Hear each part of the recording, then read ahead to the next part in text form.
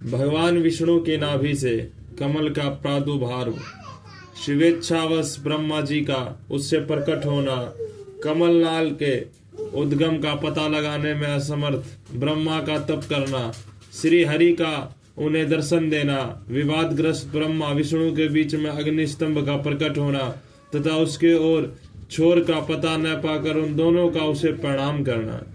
ब्रह्मा जी कहते हैं, देव ऋषि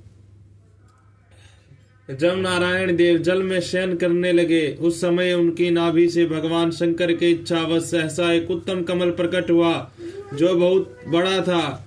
उसमें असंख्य नाल दंड थे। उसकी कांति करने के फूल के समान पीले रंग की थी तथा उसकी लंबाई और ऊंचाई भी अनंत योजन थी। वह कमल करोड़ों सूर्य के समान प्रकाशित हो रहा था। सुंदर होने के साथ ही संपूर्ण तत्वों से युक्त था और अत्यंत अद्भुत परम रमणीय, दर्शन के योग्य तथा सबसे उत्तम था। तत्पश्चात कल्याणकारी परमेश्वर सांब सदाशिव ने पूर्ववत प्रयत्न करके मुझे अपने दाहिने अंग से उत्पन्न किया। मुने उन महेश्वर ने मुझे तुरंत ही अपनी माया से मोहित करके नारायण देव के नाभि कमल में डाल दिया और लीला पूर्वक मुझे वहां से प्रकट किया। इस प्रकार उस कमल से पुत्र के रूप में मुझ हिरण्य गर्भ का जन्म हुआ। मेरे चार मुख और शरीर की कांति लाल हुई। मेरे मस्तक त्रिपुंड की रेखा से अंकित थे। तात भगवान शिव की माया से मोहित होने के कारण मेरी ज्ञान शक्ति इतनी दुर्बल हो रही थी कि मैंने उस कमल के सिवा दूसरे किसी को अपने शरीर का जनक या पिता नहीं जाना। मैं कौन हूँ, कहाँ से आया हूँ, मेरा कार्य क्या है, मैं किसका पुत्र होकर उत्पन्न हुआ हूँ और किसने इस समय मेरा निर्माण किया है। इस प्रकार संशय में पड़े हुए मेरे मन में यह विचार उत्पन्न हुआ, मैं किस लिए मोह में पड़ा हुआ हूँ। जिसने मुझे उत्पन्न किया है उसका पता लगाना तो बहुत सरल है।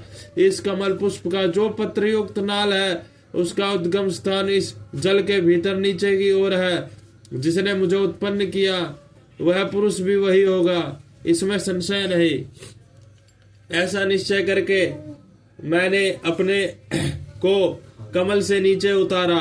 मुने मैं उस कमल की एक नाल में गया और सैकड़ों वर्षों तक वह भ्रमण करता रहा, किंतु कहीं भी उस कमल के उद्गम का स्थान मुझे नहीं मिला।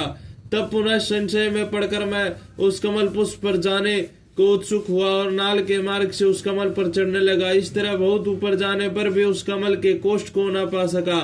उस दशा में और भी मोहित हो उठा। मुने उस समय भगवान शिव की इच्छा से परम मंगलमय उत्तम आकाशवाणी प्रकट हुई जो मेरे मोह का विध्वंस करने वाली थी। उस वाणी ने कहा, तब तपस्या करो। उस आकाशवाणी को सुनकर मैंने अपने जन्मदाता पिता का दर्शन करने के लिए उस समय पुनः प्रयत्न पूर्वक 12 वर्षों तक घोर तपस्या की। तब मुझ पर अनुग्रह करने के लिए ही 4 भुजाओं और सुंदर नेत्रों से सुशोभित भगवान विष्णु वहां सहसा प्रकट हो गए।